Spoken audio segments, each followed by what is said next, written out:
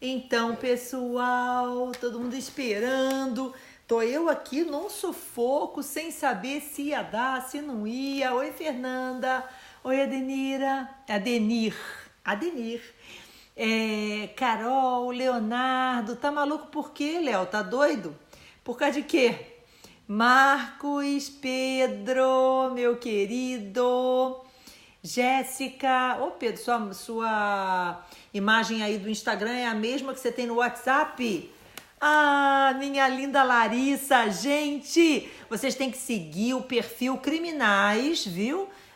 @criminais, a Larissa é quem organiza esse perfil. Eu tô devendo a ela subir uma aula para ela de criminologia, né? Num curso de criminologia top que ela criou, né?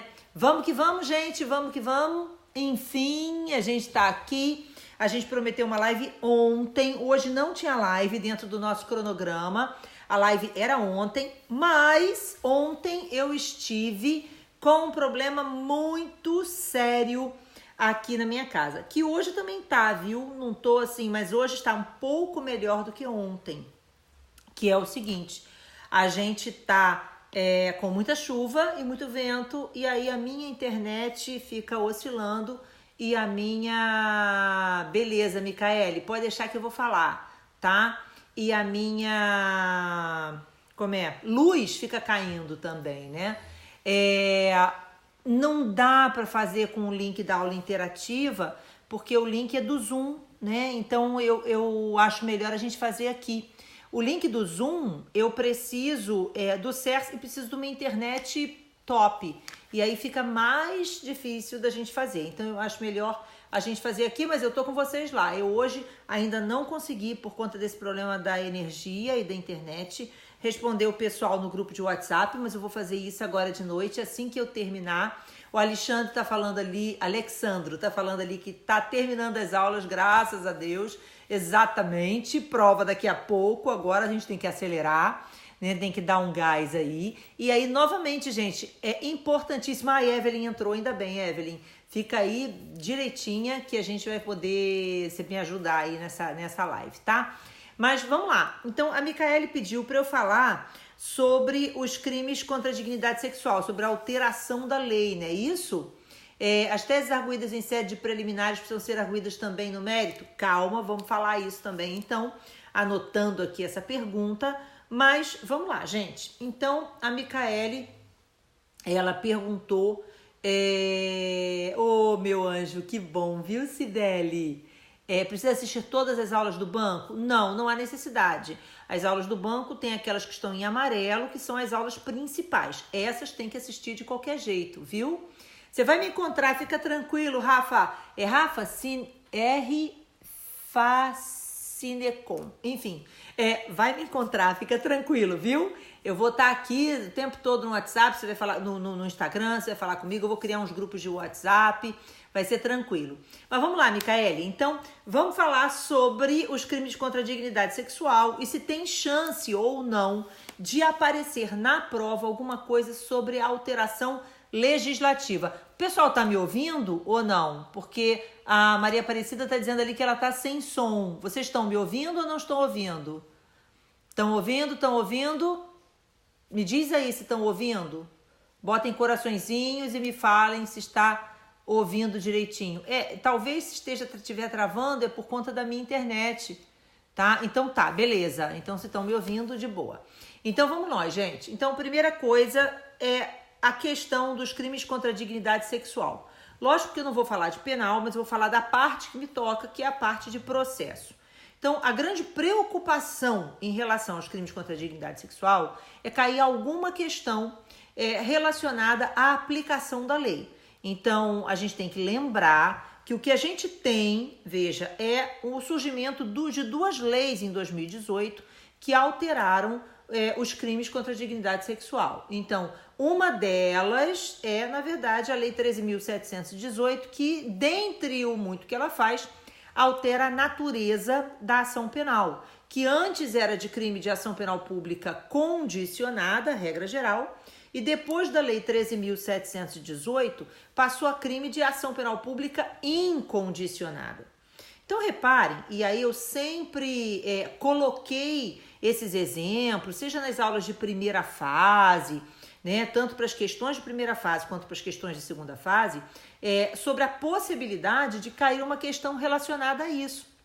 Então, a Micaele pediu para eu falar desse tema e é interessante porque eu acho que eu tenho lá no meu site, eu dei para vocês na segunda-feira o endereço do meu site, deixa eu conferir aqui se tem lá, mas eu acho que tem lá no meu site um e-book sobre esse tema, exatamente sobre a questão da natureza da ação penal nos crimes contra a dignidade sexual. E aí seria interessante que vocês fossem lá para baixar dentro de material. Aí vocês vão, então é anacrismendonça.com.br. Aí dentro lá você vai em material e dentro de material você vai encontrar um e-bookzinho bonitinho exatamente sobre esse assunto. E aí, veja só, então a primeira coisa que a gente precisa entender é o seguinte, que até o ano de 2009, o crime de estupro, por exemplo, era tradicionalmente um crime de ação penal privada. Sempre existiram exceções, né? Então, exemplo, o estupro seguido de morte, o estupro seguido de lesão grave. Nesse caso, o estupro sempre foi de ação penal pública incondicionada. Então, estupro seguido de morte, estupro seguido de lesão grave, sempre foi ação penal pública incondicionada. Mas, veja, quando a gente pensa no estupro caput do artigo 213, né? Então, ali surgiu uma discussão. Peraí, o crime é de ação penal privada em qualquer das suas modalidades? Porque nós sabemos que a prática do crime de estupro, ela pode ocorrer mediante violência, né? Ou mediante grave ameaça. E muitas vezes essa violência gerava o que a gente chamava de violência real, que eram aquelas hipóteses em que o agente, para a prática do estupro, utilizava de violência física, além do necessário à contenção da vítima, né? Uma violência que gerava, na verdade, uma lesão leve, que caracterizava a violência real da súmula 608 do STF.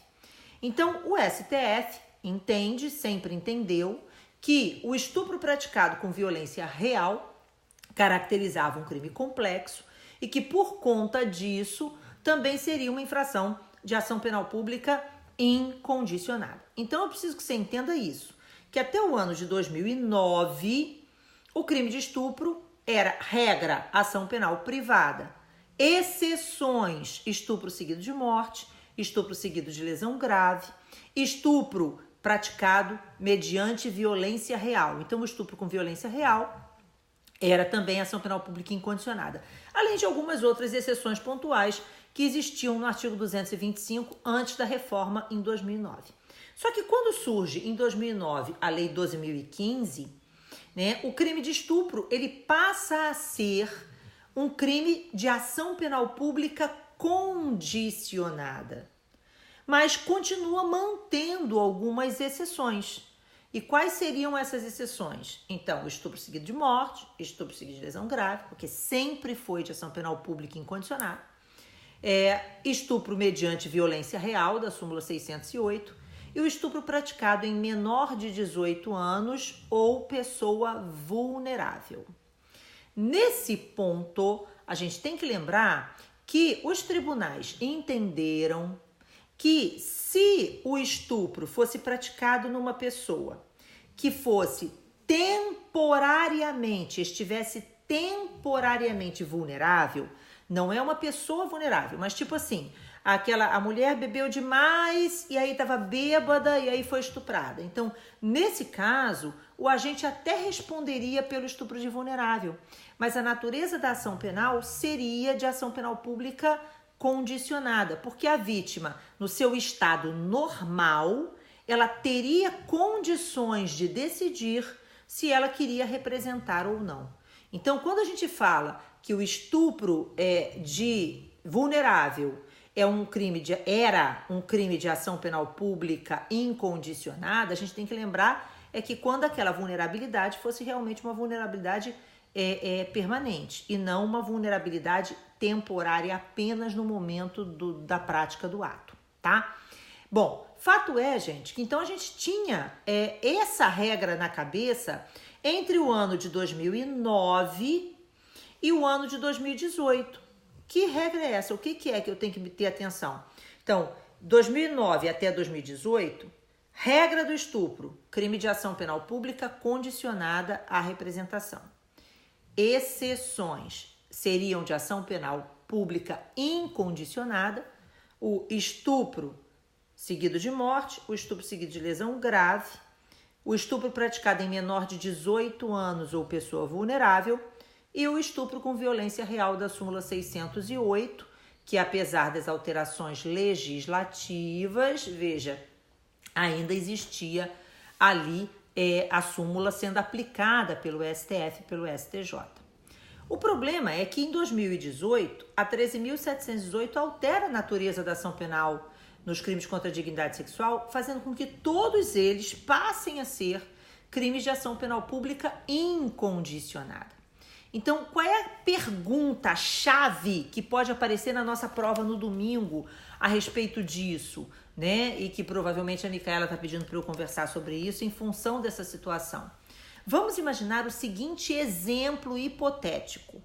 Imagine que você tenha um crime de estupro praticado numa pessoa maior de 18 e plenamente capaz, não é vulnerável.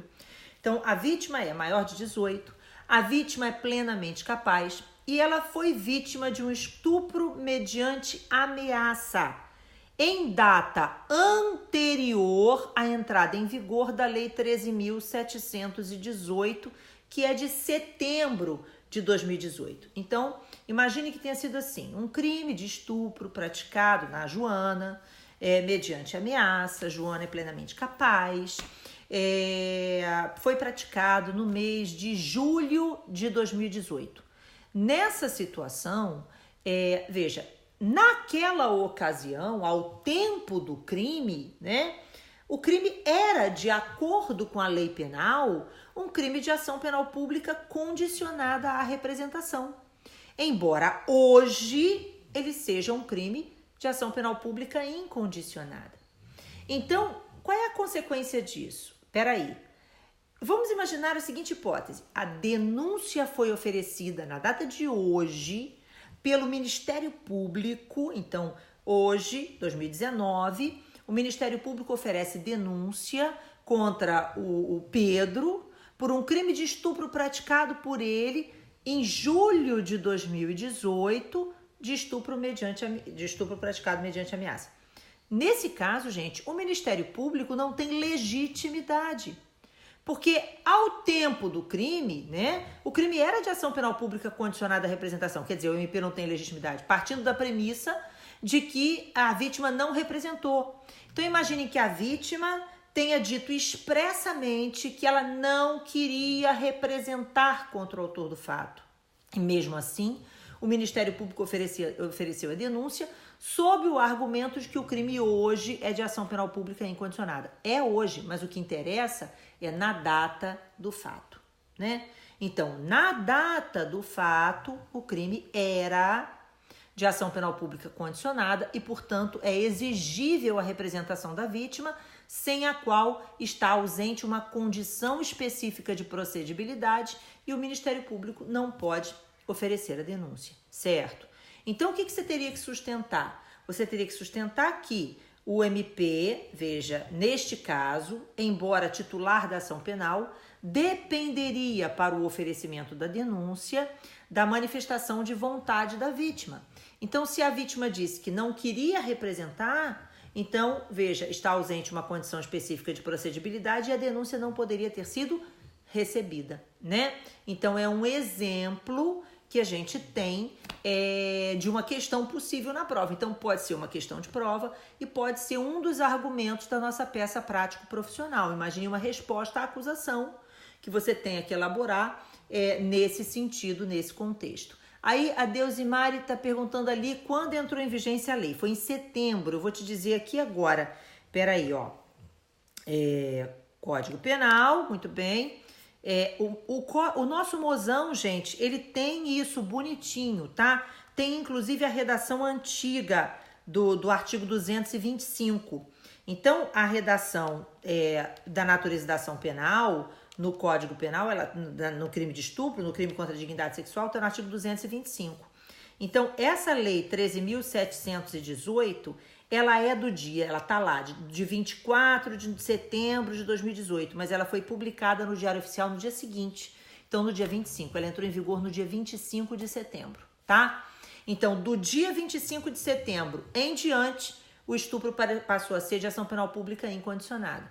Mas se o crime tiver sido praticado antes, né, a regra geral para o estupro, salvo as exceções que eu mencionei, seria de ação penal pública condicionada à representação, tá? Vamos lá. Sim, Carla, ela teria até 6 meses para representar, mas no meu exemplo ela não representou, entendeu? Então veja, o crime aconteceu em julho de 2018 e a vítima disse: eu não quero representar.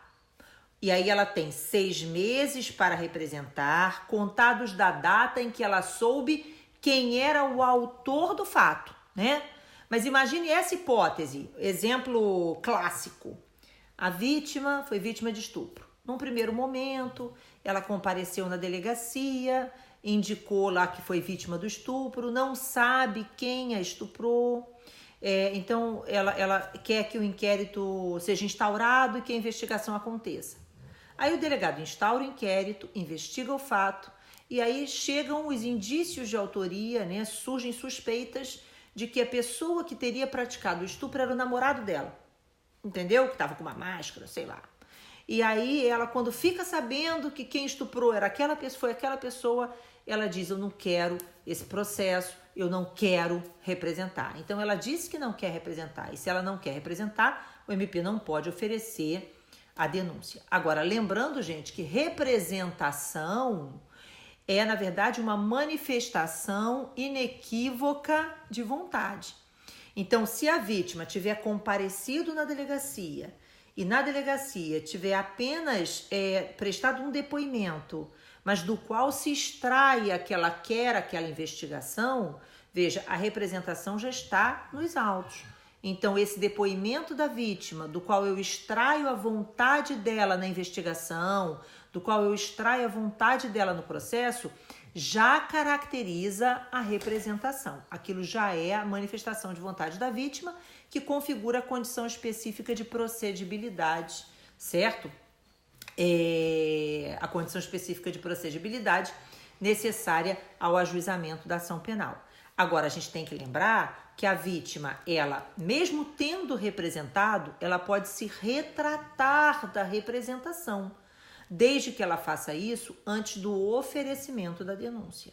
A exceção surge quando a gente tem a hipótese da Lei Maria da Penha, que aí a vítima pode se retratar da representação até o recebimento da denúncia, desde que faça isso na presença do juiz, numa audiência especialmente designada para essa finalidade, tá bom?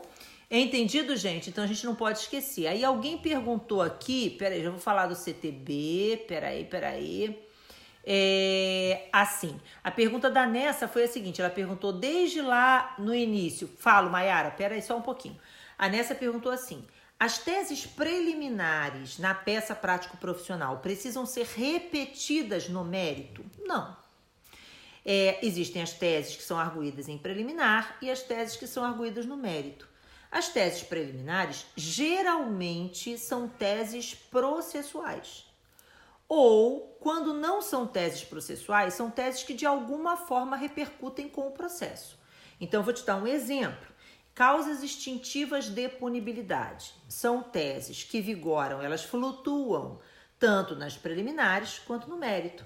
Por quê? Porque uma vez que está extinta a punibilidade, desapareceu o direito de punir do Estado.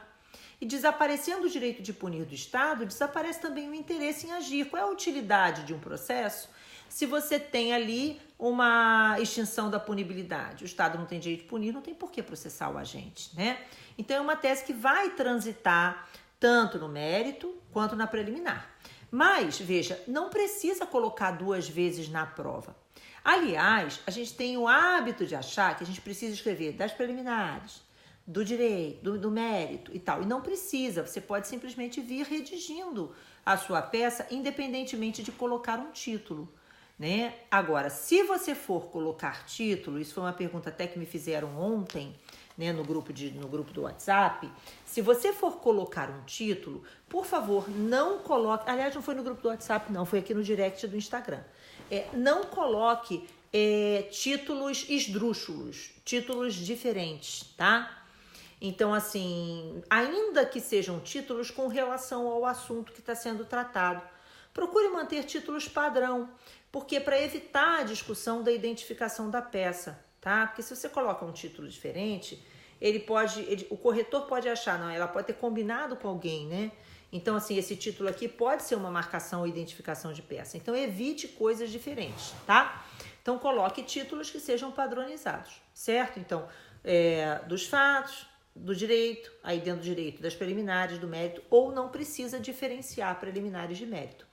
Agora, existem várias teses preliminares que podem configurar o mérito. Então, vamos dar um exemplo, né? Houve uma peça, logo no início, quando a FGV assumiu a banca, em que o argumento preliminar era prova ilícita e o principal argumento da peça era prova ilícita. Isso acabava degringolando para tudo. Então, é um tema que geralmente está tanto com argumento processual como com argumento de direito material, a depender da peça e do que te apresentam. Então, para com a preocupação de, olha só, eu botei na preliminar, tenho que botar no mérito? Tem que botar uma vez na prova, entendeu? Aquele argumento. Independentemente de se ele é preliminar ou se ele é mérito. Use o raciocínio, assim, a lógica na hora. A estrutura do seu pensamento. Você veio lendo a peça, você encontrou aquilo que é mais importante e tal. Então, você vai lá e coloca, tá? Então, você pode colocar ou não. Precisa colocar 2 vezes? Não precisa colocar 2 vezes. Mas o importante é que você explique e fundamente. É como eu falo nas nossas aulas. A prova é feita de EF. EF, explicação, fundamentação, explicação, fundamentação, explicação, fundamentação, explicação, fundamentação. Pronto, é o que você precisa, tá? Muito bem, vamos lá, voltando para cá agora. Crimes de trânsito e a Lei 9.099. Então, vamos lá, gente. Reparem, a gente sabe que parte das infrações de trânsito, as infrações previstas no CTB, são, na verdade, infrações que caracterizam infrações de menor potencial ofensivo. E se elas são infrações de menor potencial ofensivo, é lógico que elas serão processadas perante o Juizado Especial Criminal. Então, eu tenho crimes de trânsito de competência do Juizado Especial Criminal e eu tenho crimes de trânsito que são de competência da Vara Criminal. Então, tudo vai depender da pena máxima atribuída para aquela conduta. E aí, nunca se esqueçam de que infração de menor potencial ofensivo é, na verdade, contravenção penal e crime com pena máxima de até 2 anos. E aí, a gente tem que lembrar, uma infração de menor potencial ofensivo, ela pode estar sendo processada dentro do Juizado Especial Criminal ou fora dele, ok? Então, pode acontecer da infração de menor potencial ofensivo sofrer um deslocamento da competência. Por 1000 motivos. Imaginem que seja uma infração de menor potencial ofensivo, mas existe a necessidade de uma citação por edital, ou exista uma complexidade probatória, ou uma necessidade de perícia e tal. Nesses casos, o juiz do juizado especial vai remeter o processo para a vara criminal. E processo é, como eu falo na aula, não é peteca. Ele não vai e volta, ele vai e fica, né? Então, ele é remetido para a vara criminal. E aí, na vara criminal, o juiz da vara criminal não vai adotar o rito sumaríssimo da Lei 9.099. O rito a ser adotado será o rito sumário, por força do artigo 538. Eu acho que na live de segunda-feira eu mencionei isso aqui, né? Então, o artigo 538 do Código diz que quando a infração de menor potencial ofensivo estiver sendo processada fora do juizado, o rito a ser adotado é o rito sumário. No entanto, para aquela infração que não deixou de ser de menor potencial ofensivo, eu tenho que observar as medidas despenalizadoras da Lei 9.099. Então, mesmo fora do juizado, aquela infração vai dar o direito ao indivíduo de conciliação, de transação, de suspensão condicional do processo, né? Caso ele preencha os requisitos, faça jus ao benefício, eu mesmo fora do juizado tenho que garantir que esse benefício aconteça, ok? Muito bem, então essa é a primeira coisa. E as infrações de trânsito, existem infrações de médio potencial ofensivo e infrações de pequeno potencial ofensivo.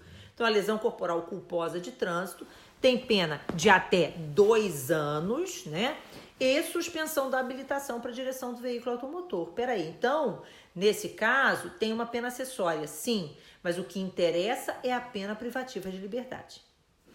E o Código de Trânsito, ele prevê realmente que essas infrações, tipo a lesão corporal culposa de trânsito, ela faz jus, né? Tem direito à conciliação, a transação, né? E como a pena mínima é inferior a 1 ano, a suspensão condicional do processo. No entanto, nós sabemos que tem exceções, que aí ou é o artigo 291 ou é o artigo 297. Procura aí, eu acho que é o 297. Lá no Código de Trânsito, que diz isso, que a lesão corporal culposa de trânsito, que a competição não autorizada, enfim, são infrações que dão direito a benefícios como os do 74, do 76 e do 88 da Lei 9.099. Então, lesão corporal culposa de trânsito é uma infração de ação penal pública condicionada à representação. No entanto, esse artigo lá do Código de Trânsito, cadê meus corações para saber se está funcionando? Eles têm também exceção. Então, o 297 diz, salvo nas seguintes hipóteses. Então, o direito no Código de Trânsito dessas infrações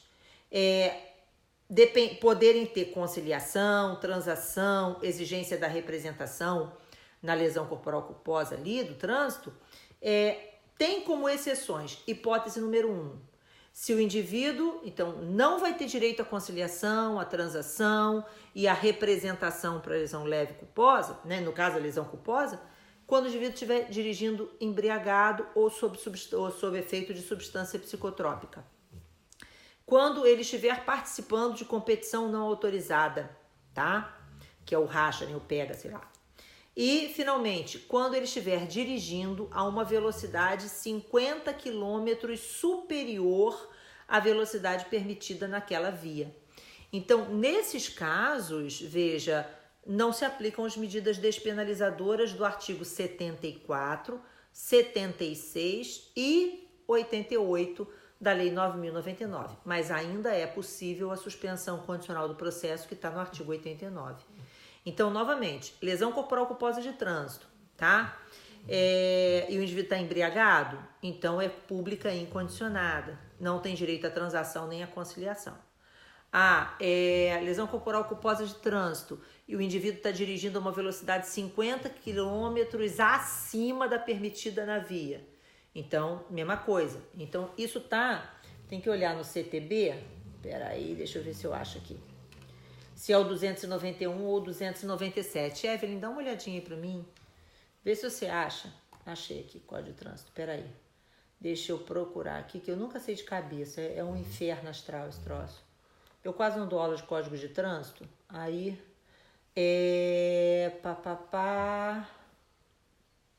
é o 291, tá? 291 do CTB, ok? Aí, veja, perguntaram ali sobre o Estatuto do Idoso e a Lei 9.099. Esse é um tópico bem importante, porque a probabilidade disso nunca caiu. Mas se isso cai na prova, gente, o povo vai se afundar, mas o povo vai se afundar mesmo. Porque pouca gente sabe dessa situação. E mais do que isso, né, a gente sabe que os códigos da OAB, eles em tese não podem ter menção à jurisprudência. Pode ter súmula, pode ter remissão para súmula, mas não pode ter indicação do que ficou decidido no Supremo Tribunal Federal numa ação de inconstitucionalidade. Isso não pode. Então, o edital é expresso vedando isso.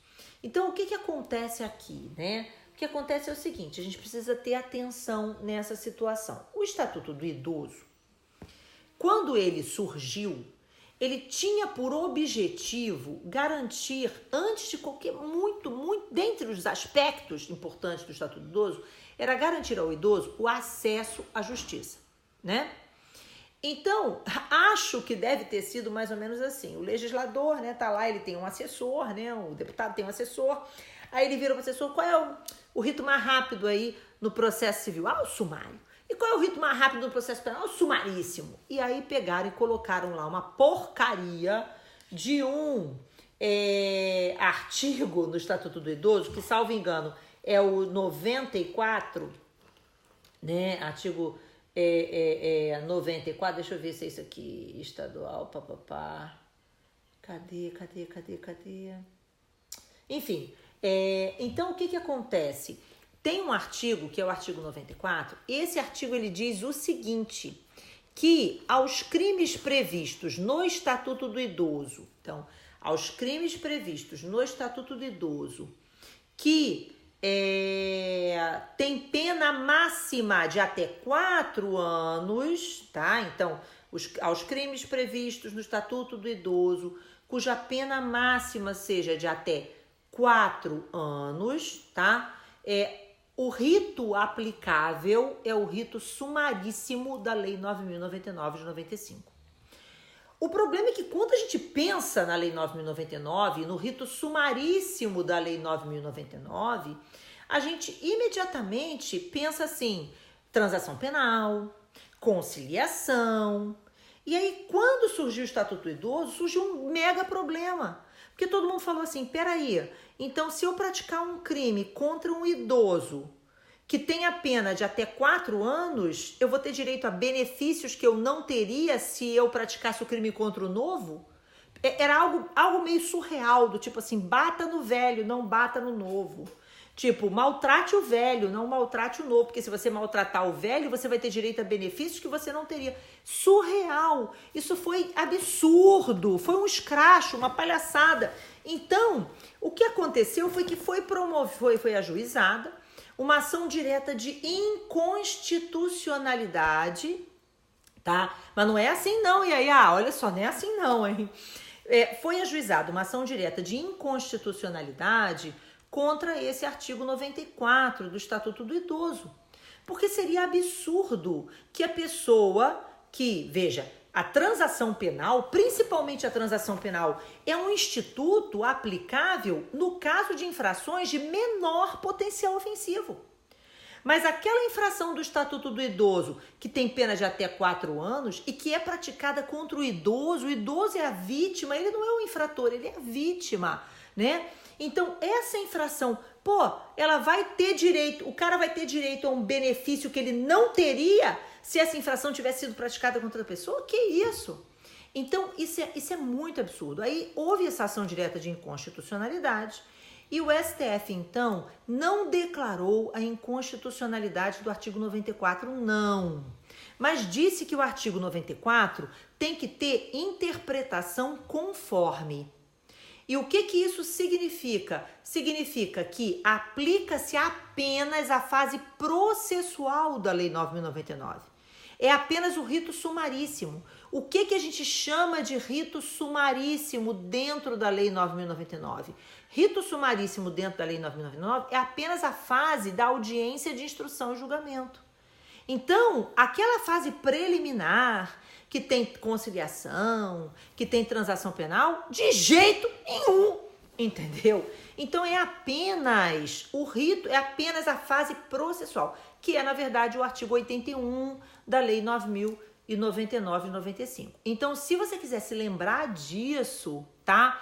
É importante que você faça uma remissão do artigo 94 do Estatuto do Idoso, tá? Artigo 94, para o artigo 81 da Lei 9.099. Deixa eu confirmar se é 81 da Lei 9.099. Porque é só aquilo que está dentro do artigo 81 que a gente vai aplicar no caso do Estatuto do Idoso, quando o crime tiver pena de até 4 anos.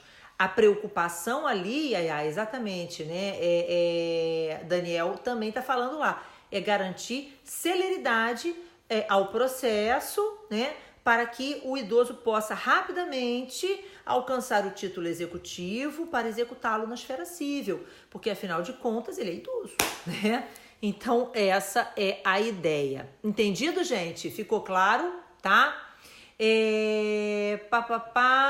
Peraí, Vadimosão tem essa remissão já, professora?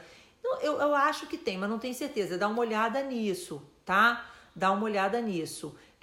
Esse negócio da progressão de regime, eu vou pedir para a Cris falar amanhã, porque amanhã a live é da Cris, então ela vai falar, eu vou pedir para ela falar sobre o Estatuto do Desarmamento e sobre essa questão da progressão, tá? Então, assim, porque, gente, a gente também tem que focar naquilo que vai cair na nossa prova. Agora, vamos lá, a Evelyn tá lembrando ali que é para eu falar do PPP vezes 2. Mas antes, Evelyn, de falar do PPP vezes 2, eu estou devendo para o Leonardo e eu estou querendo garantir que isso aconteça, porque eu já era para ter gravado e subido aqui a questão relativa à suspensão condicional do processo.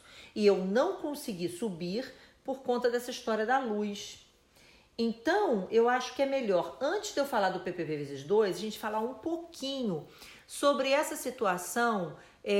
Que ótimo, meu anjo, se já tem a remissão, tá feito. Se não tem, é para fazer, tá? Quem tiver outro VAD, né? Então, vamos lá, gente. Então, vamos raciocinar comigo aqui. Afinal de contas, primeira coisa, o que é a suspensão condicional do processo? E a gente precisa entender que a suspensão condicional do processo, ela não é a suspensão condicional da pena. São coisas diferentes, ok? Então, essa é a primeira grande questão aqui importante da gente trabalhar. Primeira coisa, veja só. Olha o próprio nome. Se a gente, e eu falo isso toda vez, todas as aulas praticamente e tal. Se um professor de português fizesse uma prova de processo penal, ele já sairia muito bem e muito melhor do que muito estudante de direito. E por quê? Ai, Tácita chegou, que bom, para ajudar a Evelyn. E aí, veja, a Tácita, gente, olha só, para quem não vai fazer a prova agora, né, porque agora já não dá tempo, mas para o próximo exame, ela tem, olha só, o que a gente chama ela tem uma equipe que trabalha com correção individualizada de simulados, é o Penal Sim, tá? Tácita, escreve aí depois, Penal Sim, tá? Para o pessoal saber aí qual é o seu Instagram e saber que você trabalha de forma maravilhosa. A gente é uma correção realmente muito personalizada. Não é uma correção individualizada, é uma correção personalizada do seu simulado, explicando para você o que você está errando, um trabalho muito bom, viu? Então vamos lá, gente. Primeira coisa, o professor de português ele vai olhar, peraí, um instituto se chama Suspensão Condicional da Pena.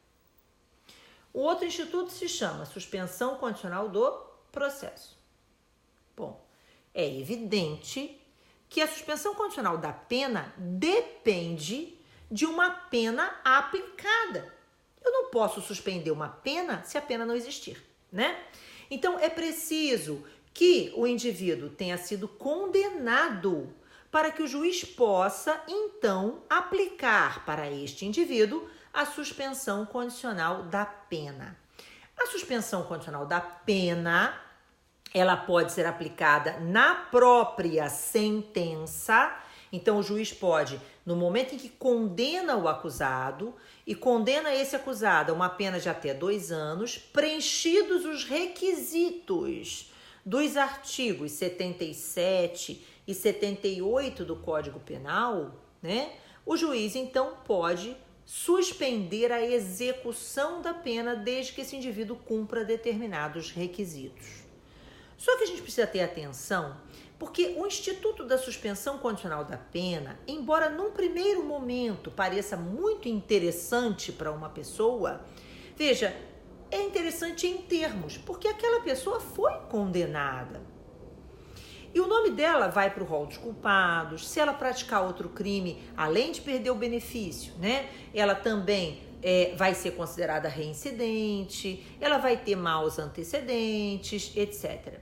Então, com o avançar do nosso ordenamento jurídico, das ideias do processo penal e tudo mais, se concluiu o seguinte, que a suspensão condicional da pena era interessante para o indivíduo não cumprir a pena, mas ela não trazia muitos benefícios de ressocialização.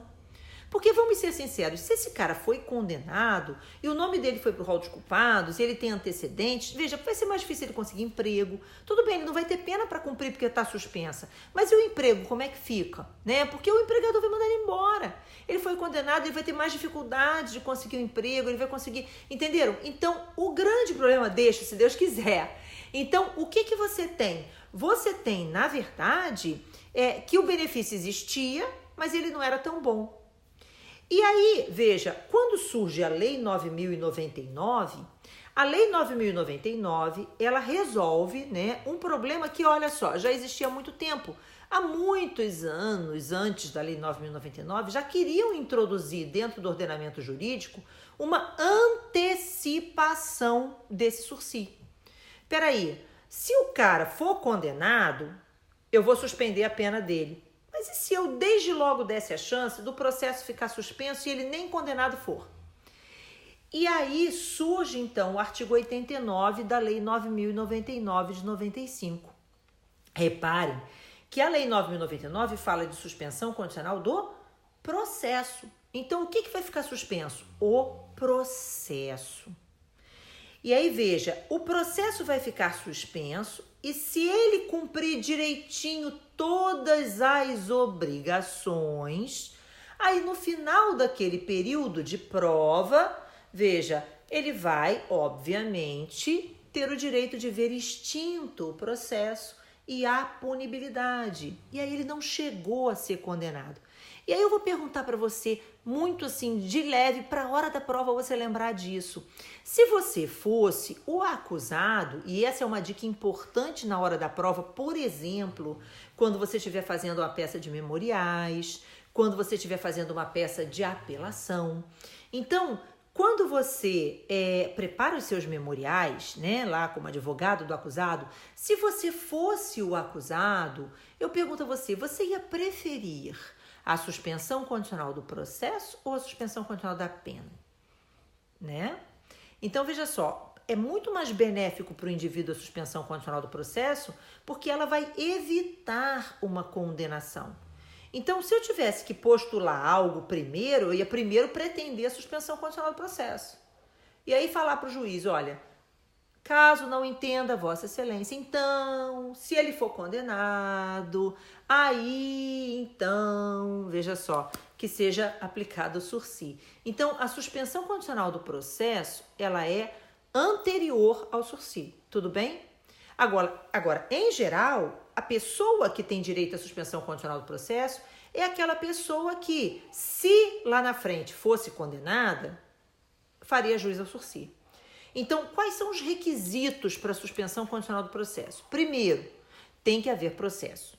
Então, é preciso que a denúncia tenha sido oferecida e recebida. O momento ideal para a suspensão condicional do processo é no início do processo, antes da instrução probatória, tão logo a denúncia foi recebida. O MP ofereceu a denúncia foi recebida, já deveria ter sido oferecida a suspensão condicional do processo. Mas caso ela não seja oferecida nesse momento, nada impede que ela seja oferecida em momento posterior, tá bom? Então, pode acontecer da suspensão condicional do processo ocorrer durante o processo ou até mesmo no final do processo, antes do juiz proferir a sentença. Até em grau de recurso ela é possível se ocorrer de alguma forma o surgimento, através do recurso, o surgimento do direito daquele indivíduo ao benefício. Então, eu vou dar um exemplo. Então, imagine o Instituto da Emendatio Libelli, né?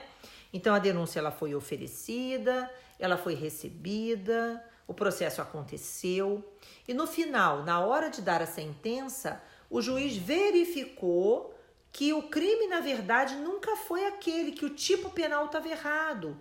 Mas o tipo penal correto, que é o que o juiz vai proferir a sentença agora, ele dá direito ao benefício da suspensão condicional do processo. Então, antes de sentenciar, o juiz vai abrir vista ao Ministério Público para oferecer a proposta da suspensão. Ficou claro? Então, a suspensão condicional do processo ela pode ocorrer em qualquer momento, mas durante o processo. É preciso que a denúncia tenha sido oferecida e recebida, pode ocorrer até a sentença ou até mesmo em grau de recurso, numa situação de uma emendatio libelli que venha a ocorrer em grau recursal. Mutácio em grau de recurso não é possível, tá? Mas emendácio é. Tranquilo, gente? Então, essa é a primeira coisa. Então, é um instituto dentro do processo e é anterior a uma condenação. Então, na verdade, a não ser, mas em grau de recurso, mas só se ocorreu uma emendácio, né? Mas veja, então, tecnicamente, para ter suspensão da pena, é preciso que já tenha uma pena. Suspensão do processo é anterior a isso. Agora, quais são os crimes que admitem a suspensão condicional do processo? Bom, aqueles que estão previstos lá, indicados nos requisitos do artigo 89 da Lei 9.099. E aí a Lei 9.099, ela diz o seguinte, que a suspensão condicional do processo, ela é cabível para infrações cuja pena mínima seja de até 1 ano. Reparem que é diferente do conceito de infração de menor potencial ofensivo. O que é infração de menor potencial ofensivo? Contravenções penais e crimes com pena máxima de até 2 anos. Mas a suspensão condicional do processo cabe em qualquer infração cuja pena mínima seja de até 1 ano. Então, furto, por exemplo, não é uma infração de menor potencial ofensivo, é uma infração de médio potencial ofensivo, mas admite suspensão condicional do processo, porque a pena mínima é que interessa, que é 1 ano, ok? Então, para caber suspensão condicional do processo, a pena mínima tem que ser de até 1 ano, ok? Mas aí vem uma dúvida, tem alguma exceção? Tem uma exceção. Qual é essa exceção? A exceção é, veja, quando o crime tem pena mínima de 2 anos ou multa. Não, preste atenção, estelionato não é estelionato é de médio potencial ofensivo. A pena de estelionato é 1 a 5 anos. Então, como a pena mínima é 1 ano, cabe suspensão condicional do processo. Agora, transação penal não cabe, porque transação penal a pena tem que ser de até 2, tá? Então, voltando. Então, reparem, quando a infração tem pena mínima de 2 anos ou multa, 2 anos ou multa, nesse caso, repare que aquela infração de pena de 2 anos ou multa admite só a pena de multa. Então, lá na Lei 8.137, já vou falar se cabe no RA. Então, veja, na Lei 8.137, que é a lei de crimes contra a ordem tributária e sistema econômico e tal, tem um crime, e crime contra o consumidor, tem um crime contra o consumidor, acho que é 8.137, que tem a pena de 2 anos ou multa. Então, nesse caso, o Supremo Tribunal Federal, uma decisão do ministro Celso de Mello, disse o seguinte, que se é possível aplicar só a pena de multa, a infração é menos grave do que uma infração que necessariamente tem a pena privativa de liberdade. E aí entenderam que a suspensão condicional do processo é cabível, tá? Nesse caso. Tá bom? Entendido? Então, essa é a primeira coisa, tá? Então, suspensão condicional do processo, pena mínima de até 1 ano, exceção quando a pena for 2 anos ou multa, tá? Bom, mas aí vem a questão, só que não é só esse requisito. O indivíduo não pode ter sido condenado anteriormente, nem estar sendo processado por outro crime doloso, ok? Ana, mas ele foi condenado anteriormente por crime culposo, então cabe. Mas se ele foi condenado anteriormente por crime doloso, ou se ele está sendo processado por um crime doloso, então, nesse caso, ele não faz jus ao benefício da suspensão condicional do processo. Nesse aspecto, tem uma questão importante sobre a suspensão condicional do processo que a gente tem que prestar atenção. O indivíduo, então, para receber o benefício, ele tem que preencher todos os requisitos dos artigos 77 e 70. Não, transação é diferente de suspensão, tá? Então, transação é o artigo 76 da Lei 9.099. suspensão condicional do processo é o 89 da Lei 9.099, tá? Então, veja só.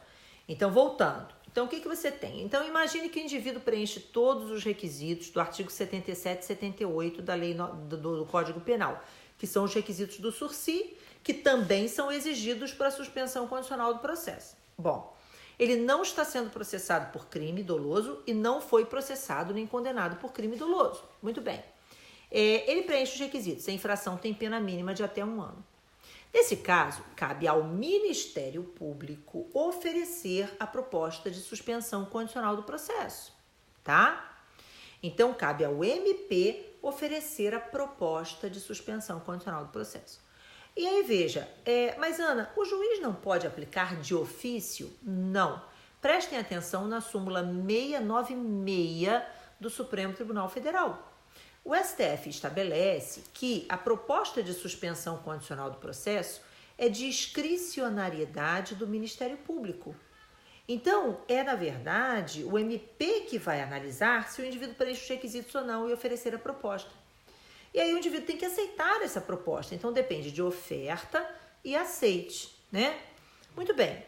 Mas vamos imaginar que o indivíduo preencha todos os requisitos e o promotor de justiça não ofereça a proposta de suspensão.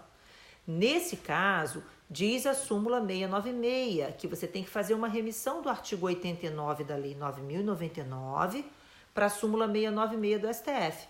Então, diz a súmula 696 que o juiz deve aplicar o artigo 28, tá? E remeter ao Procurador-Geral de Justiça. Tranquilo? Entendido? Bom, aqui eu preciso que você fique ligado, que é a pergunta da RA. Né? Ana, na minha peça prático-profissional, eu posso arguir dali o direito do meu cliente para a suspensão condicional do processo? Vamos imaginar que eu tenho uma resposta à acusação, tá? Então, eu tenho uma denúncia oferecida, recebida, o réu foi citado, certo? E aí, o réu foi citado, certo? Para quê? Para apresentar a resposta. E você olha que na sua peça de resposta à acusação, dentre os argumentos, você está olhando lá, peraí, esse cara foi denunciado, esse acusado, a denúncia foi oferecida por uma infração cuja pena mínima é de até 1 ano. E não foi oferecido para ele o benefício da suspensão condicional do processo. Peraí, ele faz jus ao benefício. Ele não foi condenado anteriormente, ele é primário, ele tem bons antecedentes, a infração tem pena de até 1 ano, ele preenche todos os requisitos e a proposta de suspensão condicional do processo não foi oferecida.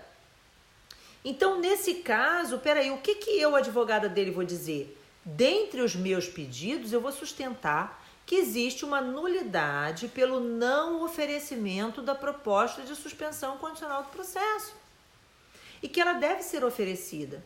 Então, eu vou sustentar essa nulidade e vou pedir que o juiz aplique o artigo 28 do CPP na forma da súmula 696 do STF. Então, você tem realmente que, na resposta à acusação, se aquele crime que é objeto da denúncia dá direito ao indivíduo à suspensão condicional do processo e ela não foi oferecida, você tem que dizer que ele faz jus ao benefício e que o juiz deve aplicar o artigo 28 e remeter, então, para o procurador-geral.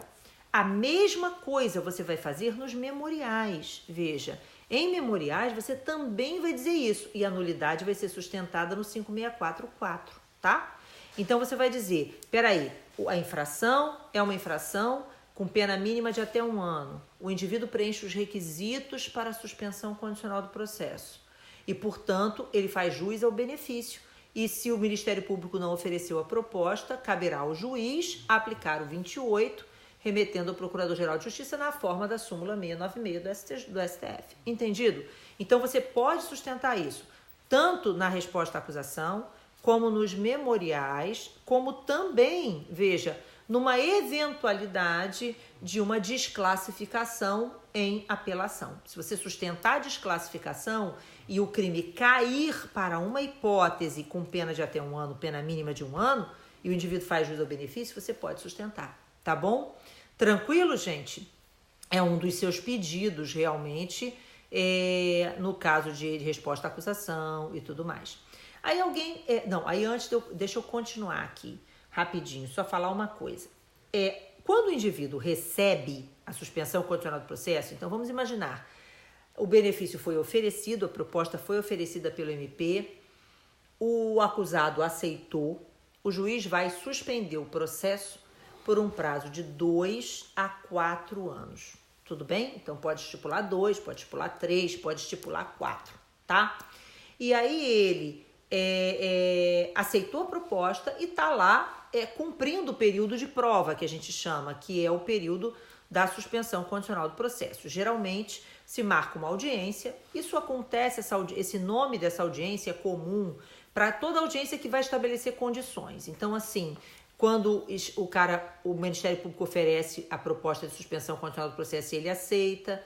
Quando existe uma suspensão condicional da pena, um sursi, até o livramento condicional. Então, vamos imaginar que você tenha que explicar ao indivíduo quais são as condições que ele tem que cumprir. Aí o juiz normalmente marca uma audiência que é chamada de audiência admonitória. Bom, então marcam aquela audiência e aí nessa audiência, veja, o cara tem lá as condições. E dentre as condições, gente, existem condições, né? Requisitos obrigatórios e requisitos que são facultativos ao juiz. Então, veja, necessariamente, quem recebe a suspensão condicional do processo, não sacaneia, Maísa, também não sacaneia. A Maísa tá ali falando que vai ser a carta testemunhável. Cruz credo, vai ser nunca carta testemunhável, de jeito nenhum, tira isso da cabeça. Tá de sacanagem. Aí tá de gozação. Aí, veja só. Aí, o que acontece? Então, você tem que, dentre os requisitos obrigatórios, né, está não praticar crime durante o período de prova e reparar o dano sofrido pela vítima. Não praticar crime doloso durante o período de prova e reparar o dano sofrido pela vítima, salvo em caso de impossibilidade, tá? Então, reparem, vamos imaginar que o indivíduo cumpra o período de prova até um determinado período e pratique um crime doloso. O benefício vai ser revogado, né? Então, é uma das hipóteses de revogação obrigatória. Então, o juiz vai revogar o benefício. E aí, o processo é retomado do momento em que ele parou. O processo volta a andar, né? Só que, às vezes, presta atenção nisso. Às vezes, isso é muito comum.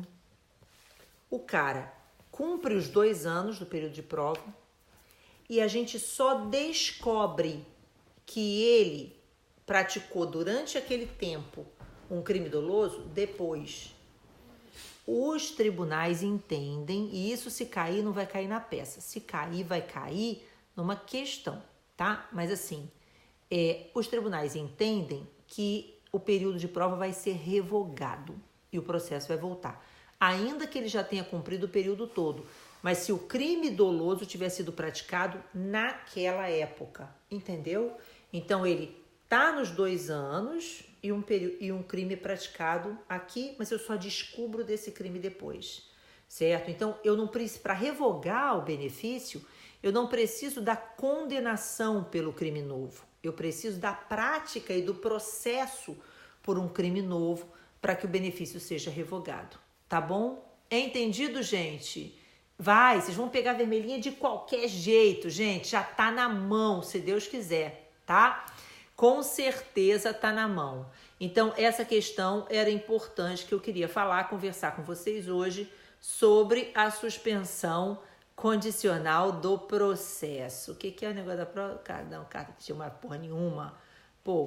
Né, que é acalmar, que é de gozação com o povo. Pelo amor de Deus. Embarque de gente também não. Mas, enfim, tem que saber fazer. Isso que importa, né? Porque tem que estar preparado para tudo. Isso é que interessa. Deixa eu ver aqui, o que mais que o povo estava pedindo ali que eu não vi?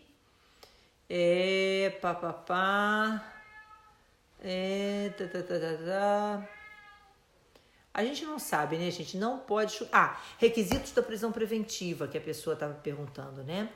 Gente, aí quando a gente pensa nos requisitos da prisão preventiva, e daqui a pouco essa live vai cair, que horas são? Vai cair esse troço, tem 1 hora e cai, não é? Então, vamos fazer o seguinte, amanhã a gente faz a live e eu falo sobre requisitos da prisão preventiva. Só que amanhã a minha live é tarde, mas a Cris vai fazer a live às 8 horas, tá? Então a Cris tem uma live com vocês. Sempre cai, né? Não adianta, né? Não adianta, sempre cai, sempre cai, sempre cai. É foda. Eu falei que ia cair, não falei? Que agora eu já aprendi, é 1 hora, deu 1 hora, pá, ela despenca. Não tem jeito, não tem jeito, viu? Não tem jeito. Porque 1 hora, o Instagram corta a live com 1 hora, tá? Mas fazer o quê? Flavinha, se Deus quiser, seu código tá chegando. O gato miando e arrasta. Vocês não têm noção. Ele me escuta falar aqui, ele começa desesperado a arranhar a porta e tentar sair do quarto. Ele quer sair para passear, mas não dá para ele sair. Eu não sei se vocês sabem, eu mantenho os gatos aqui num cativeiro, né? Na verdade, é um quarto muito grande, é um espaço mais do que o suficiente, eles ficam muito bem. Mas ele, obviamente, fica ali sozinho, fica torcendo que a gente solte ele, né? É porque aqui em casa, gente, é mata mesmo, assim.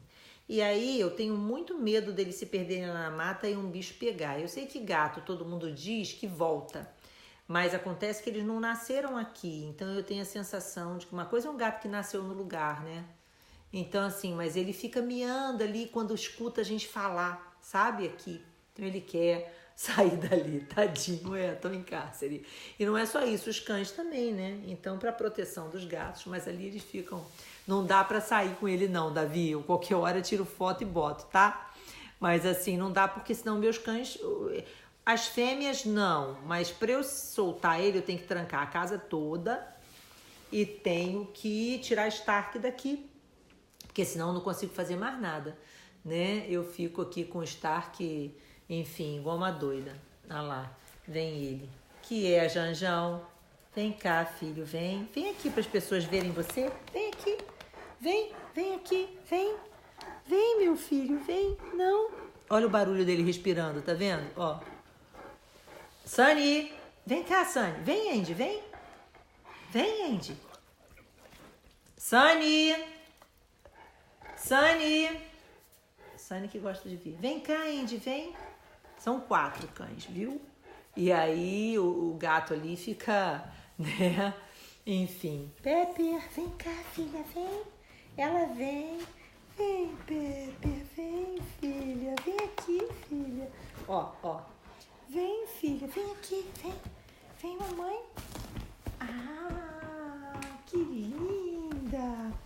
Que linda. Deixa o pessoal te ver aqui, filha. Deixa o pessoal ver você. Ó. Minha linda.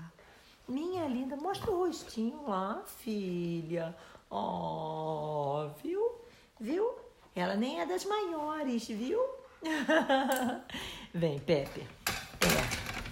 Minha bebezinha. Ah, ó.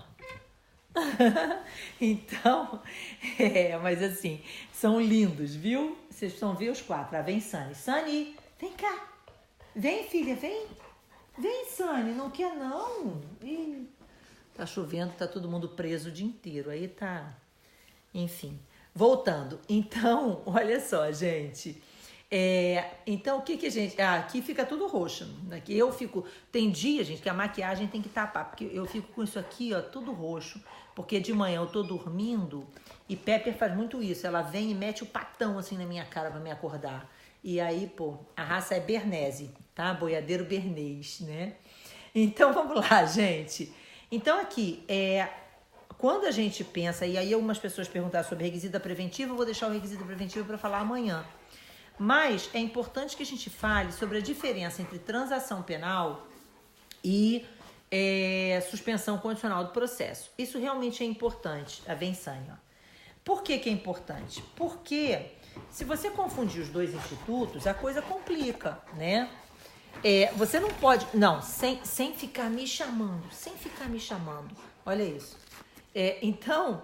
A coisa complica porque você, na hora, tem que diferenciar bem. Primeira coisa, A suspensão condicional do processo cabe em infrações que têm pena mínima de até 1 ano. A transação penal só cabe em infração de menor potencial ofensivo. Então, é preciso que seja um crime, uma contravenção penal ou um crime com pena máxima de até 2 anos, tá? Então, novamente, transação só em infração de menor potencial ofensivo.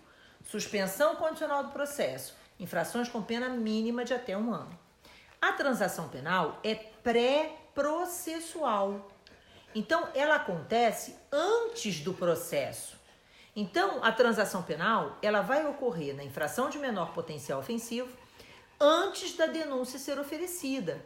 Então, antes do MP oferecer denúncia, se o indivíduo preencher todos os requisitos do artigo 76 da Lei 9.099, tá? Então, nesse caso, aí sim, veja, o promotor de justiça, então é o Ministério Público, vai oferecer a proposta de transação penal desde que o indivíduo preencha os requisitos objetivos, que são, veja, a infração ser de menor potencial ofensivo, o indivíduo não ter sido condenado anteriormente a uma pena privativa de liberdade e não ter recebido uma outra transação penal nos últimos 5 anos.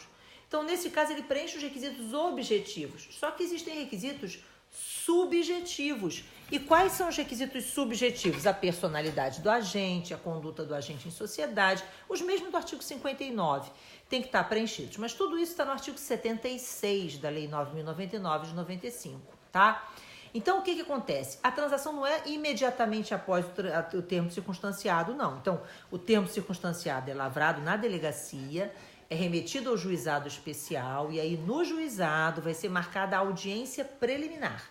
Na audiência preliminar, se não ocorrer a conciliação, aí o Ministério Público vai oferecer a proposta de transação penal. Então, se não ocorre a transação, se for crime de ação penal pública condicionada, vão perguntar se a vítima quer realmente representar, e aí o MP vai oferecer a proposta de transação. Se a proposta de transação penal for aceita, ela implica na aplicação de uma pena não privativa de liberdade. Então, transação penal não é pena substitutiva. Alguém falou ali em pena substitutiva. Não. É, na verdade, uma pena alternativa. Porque a pena privativa de liberdade não foi aplicada e substituída. Não. A pena privativa de liberdade não vai ser aplicada. Então, a pena da transação penal é uma pena alternativa. Pode ser multa, pode ser uma pena pecuniária, pode ser uma pena de prestação de serviços. Agora, não pode ser uma pena privativa de liberdade, nunca, tá? Entendido isso? Beleza. Aí o indivíduo recebe a transação penal, ele aceita o acordo, o juiz homologa esse acordo. E aí você tem que ter atenção à súmula vinculante de número 35. O que diz a súmula vinculante de número 35? A súmula vinculante de número 35 diz que a sentença que homologa a transação penal, como o próprio nome diz, homologa, ela é apenas uma sentença homologatória, ela não faz coisa julgada. Então, quando o juiz homologa aquela transação e aplica a pena alternativa, a extinção da punibilidade só vai acontecer depois que o indivíduo cumprir essa pena alternativa. Então, se durante aquele período da pena alternativa ele não cumprir a pena que ele acordou, que ele firmou lá o acordo, o Ministério Público vai poder oferecer a denúncia, tá? Então, é a súmula vinculante de número 35. Amigo querido, olha meu querido Paulo Rangel, gente. Rangel foi meu professor, viu? Se tem alguém para quem vocês devem agradecer tudo que eu faço hoje, veja, é para ele, tá? Então, tá lá, meu amigo querido, um beijo enorme, viu? Então, o que a gente tem? Eu tô aqui com o pessoal da segunda fase da OAB, sabe, Rangel? E aí, vejam. Então, a transação penal, o que você tem é uma sentença que homologa um acordo firmado entre o Ministério Público e o suposto autor do fato, com a finalidade de aplicação dessa pena alternativa. E aí, veja, se esse indivíduo descumpre, aquela sentença era meramente homologatória, ela não fez coisa julgada, e por isso, veja, será possível ao Ministério Público oferecer a denúncia caso o descumprimento do acordo aconteça. Uma pergunta que vai surgir é, peraí, e se o indivíduo preencher todos os requisitos da transação penal, mas o promotor de justiça não ofereceu a proposta? Nesse caso, o que a gente tem? A gente tem que o juiz deve aplicar o artigo 28 e remeter ao Procurador-Geral de Justiça, ok? Então, o argumento sempre vai ser esse. Não foi oferecida a proposta de transação, o juiz aplica o 28. Não foi oferecida a proposta de suspensão condicional do processo, o juiz aplica o artigo 28. Só que existe aqui uma diferença. Isso é uma coisa importante da suspensão condicional do processo que eu não havia falado e que eu preciso falar. Então, vamos lá. Em relação à transação penal, quando o juiz homologa aquele acordo da transação penal, reparem, embora seja um acordo, da decisão do juiz que homologa o acordo, cabe apelação. Mas, Ana, por que de um acordo cabe apelação? Porque, tecnicamente, cabe ao promotor de justiça oferecer a proposta, cabe ao autor do fato aceitar a proposta, mas pode acontecer algum vício. Uma pergunta que me fizeram hoje no grupo do WhatsApp foi o seguinte, Ana, veja só, se na audiência preliminar, que é a audiência em que ocorre a transação penal, o advogado não estiver à nulidade? Nulidade. Então, diferente do que acontece no juizado especial cível, em que o advogado é dispensável na audiência de conciliação, no juizado especial criminal, só na Lei 9.099, tá? Mas também pode ser aplicado fora do juizado, desde que seja uma infração de menor potencial ofensivo que esteja sendo processada fora do juizado, ou porque é conexa a um crime de maior gravidade, ou porque houve a necessidade de deslocamento da competência por uma complexidade probatória, pela citação por edital, etc. Tá? Então, repare o que a gente tem que ver aqui. Então, a transação penal, ela é sujeita à apelação porque pode haver uma nulidade, como, por exemplo, a transação foi firmada sem advogado, né? Pode haver, por exemplo, um desacerto entre a oferta e aceite e aquilo que o juiz decidiu, porque imagine que o Ministério Público ofereça uma proposta de transação penal, sei lá, de pagamento de uma pena de multa de R$1.000, mas o cara recebe um salário mínimo. E aí, mas ele aceitou esse acordo de R$1.000. E aí o juiz olha aquilo, não, peraí, ele recebe um salário mínimo, uma multa de 1.000? Não é proporcional, vou mudar para uma restritiva de direito. Só que o cara queria pagar os 1.000. E aí é possível que você recorra, caso o juiz firme uma decisão diversa daquela que foi proposta e aceita. Então, a transação, veja, a conciliação, que é o artigo 74 da Lei 9.099, não cabe recurso. Mas da transação penal cabe apelação. Ficou claro? Só que é a apelação da Lei 9.099 de 95. Tudo bem, gente? Entendido? Certo? Aí Thalio Wilson está falando assim, o crime de desacato, resistência, desobediência em um único processo criminal cabe suspensão do processo, mas a denúncia já foi feita. Veja só, a suspensão condicional do processo, a denúncia já foi feita. A transação penal é que não, tá? Então, na transação penal, a transação é sempre anterior à denúncia, anterior ao processo, porque ela pode acontecer antes da denúncia ser oferecida ou até mesmo depois da denúncia ter sido oferecida, mas desde que a denúncia ainda não tenha sido recebida. Repara que lá na Lei 9.099, quando vai tratar da audiência, no artigo 81, diz que, aberta a audiência, o juiz vai novamente tentar os benefícios. Então, pode acontecer no início da audiência de instrução e julgamento, tá? De ter acontecido, de acontecer de novo, do juiz tentar que as partes entrem no acordo. Mas, depois que a denúncia foi recebida, aí a transação já não cabe, a não ser que exista nulidade, etc., né? Porque o que anula não produz efeito. Então, se lá na frente, num processo que não teve transação, lá na frente, o recebimento do processo inteiro é anulado, lógico que aí vai ser possível, porque o processo inteiro foi anulado, tá? Agora, na suspensão condicional do processo, aí vem a questão do recurso. Você falou ali da soma das penas, né? Veja, na suspensão condicional do processo, para o indivíduo receber a suspensão condicional do processo, eu tenho que somar as penas mínimas, tá? Na transação penal, é cabível para infração de menor potencial ofensivo, se as penas máximas somadas estiverem dentro do patamar, certo? Mas a transação, os requisitos são diferentes da suspensão condicional do processo. A gente tem que lembrar disso, tá? Depois, no mais, agora sim, eu preciso que você tenha atenção nisso. Ana, qual o recurso cabível da suspensão condicional do processo? E aí tem um problema, existe uma divergência enorme sobre o recurso da suspensão condicional do processo. Mas o entendimento majoritário, que a gente acredita que seria adotado na nossa prova, embora tenha discussão, é de que se aplica por interpretação sistemática a ideia do recurso em sentido estrito, né? Aquele inciso do recurso em sentido estrito que seria aplicado para a suspensão condicional da pena. Mas tem divergência, tem quem defenda que seria apelação. Por isso eu acredito que isso não cai na prova, tá? Entendido, gente? Ficou claro? Ficou claro? No concurso de crimes vai depender. No concurso material você vai fazer o somatório das penas. No concurso formal você vai pegar, para saber se cabe suspensão condicional do processo, você vai pegar a pena máxima dessa infração, tudo bem? A pena máxima da infração, a pena mínima da infração e colocar o aumento mínimo para saber qual é a pena mínima desse delito na hipótese de concurso formal. Da mesma forma no crime continuado. E aí sim você vai avaliar se cabe ou não suspensão, tá? Agora, para infração de menor, no caso da transação penal, aí também nós vamos ter um problema. Vai ter divergência, porque vai ter gente que vai dizer assim, não, peraí, para eu saber se cabe transação penal nessa infração de menor potencial ofensivo, eu tenho que pegar essa infração, se forem várias infrações, somar as penas máximas.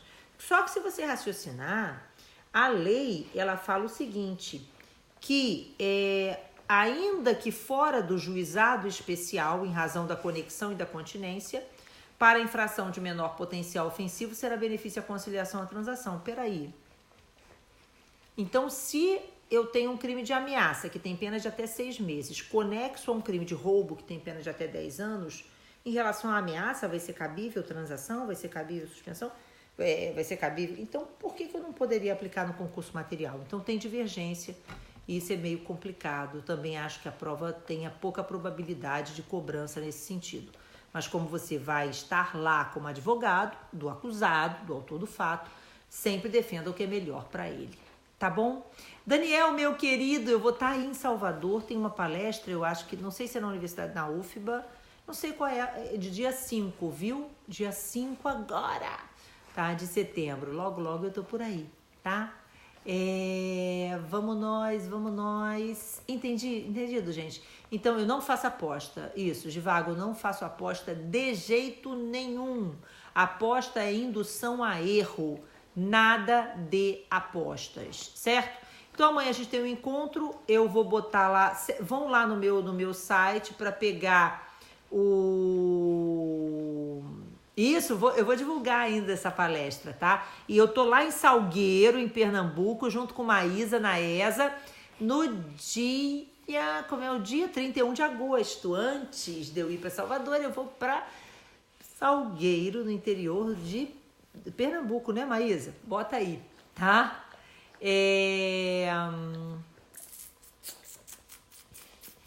Não é obrigatório. Não é obrigatória a aplicação, porque o Ministério Público vai avaliar se o indivíduo preenche os requisitos ou não, tá? Amanhã às 10, tá bom? Tem que ser às 10, porque de 8 às 9 eu faço ginástica. E a Cris vai fazer a live dela às 8. Então, a Cris tem live com vocês às 8 horas. Eu estarei com vocês às 10. Eu também amo você, Daniel. Muita coisa, viu? E a gente tem conversado bastante nos últimos tempos. Eu tenho certeza que você vai tirar de letra domingo, tá bom? Quando terá evento aqui no Rio. Aqui no Rio tem pouco evento, né? De participação, assim, nossa, engraçado isso. Mas eu tenho aula presencial no Rio, na Amperge, viu? No dia 21 eu tô na Amperge, na Graça Aranha ali. No dia 21, não sei se eu tô na Graça Aranha, se eu tô na Femperge. Enfim, tem que ver, tá? Mas eu aviso, certo? Minas não tem nada marcado. Eu tenho marcado agora, primeiro em Salgueiro, Pernambuco, depois a Lagoinha no dia 5, Depois eu tenho... Não, Alagoinha não. Salvador no dia 5. Alagoinha na Bahia também no dia 12. Fortaleza no dia 13 e 14. Depois eu tenho Belém no dia 27. E depois eu tenho Caldas Novas em novembro, dia 2. No feriado do dia 2, tá? Sem previsão de Brasília, Tasta. Quem dera, né? Natal no ano que vem, sem dúvida nenhuma, no Congresso de Penalda no Autódromo, tá? Então é isso, gente. Caldas Novas em novembro, isso. Caldas Novas em novembro, tá? 2 de novembro, certo? Então isso, gente. Vamos lá. Tem que parar com esse nervosismo. Ai, São Luís! Eu esqueci de São Luís. Tem o Kelson em outubro, tá? Tem Kelson em outubro no Imadec, tá? Eu tô em São Luís, no Maranhão, tá bom? Então isso, gente. Natal ano que vem, tá? Pode deixar que eu vou sim e falo, tá? O que foca nessa reta final? Peça as questões. Agora tá na hora de vocês começarem a terem tranquilidade. Se eu tivesse que focar em alguma coisa agora, eu focaria no manuseio do vadimécum. Você tem que saber onde estão as coisas, você tem que olhar, tem que ler, tem que achar, tem que marcar o que é necessário. Isso é o mais importante. Dá uma lida nas súmulas, né? Então, assim, eu acho que nesse momento, o que você tem que fazer... Alain, meu querido, tá ele lá do notório. Tô lá em Natal, não demora, gente. Acho que é maio, né, Alain? Março? Enfim. Chapecó, eu já fui a Chapecó. Uma vez eu fui a Chapecó, assim, foi ótimo. Tem um grande amigo lá. Eu me lembro, tivemos um problema, o avião não conseguiu decolar depois e a gente ia para Florianópolis, a gente teve que ir de ônibus. Foi engraçado isso, tá? Mas novidades, assim, coisas divertidas. Mas é isso, gente. Agora tem que ter paz de espírito, exatamente.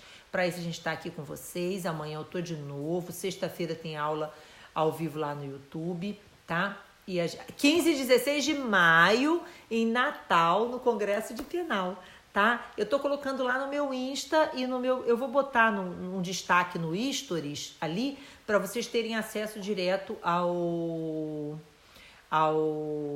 às indicações dos congressos, tá bom? É isso, gente. Um beijinho, até amanhã, tá? Então amanhã 10 horas, bate horário, bate local, rezar, porque a chuva aqui resolveu apertar agora, rezar pra internet ficar, tá bom? Beijo. E agora eu vou começar a responder o pessoal no grupo de WhatsApp, certo? Depois eu vou criar um grupo de WhatsApp e vou colocar o link lá na minha bio, tá? Para poder vocês entrarem em contato comigo. De qualquer forma, não se esqueçam de ir lá no site.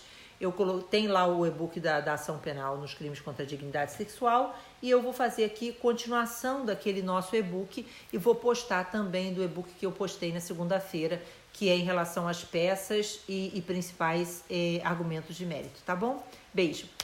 Tchau.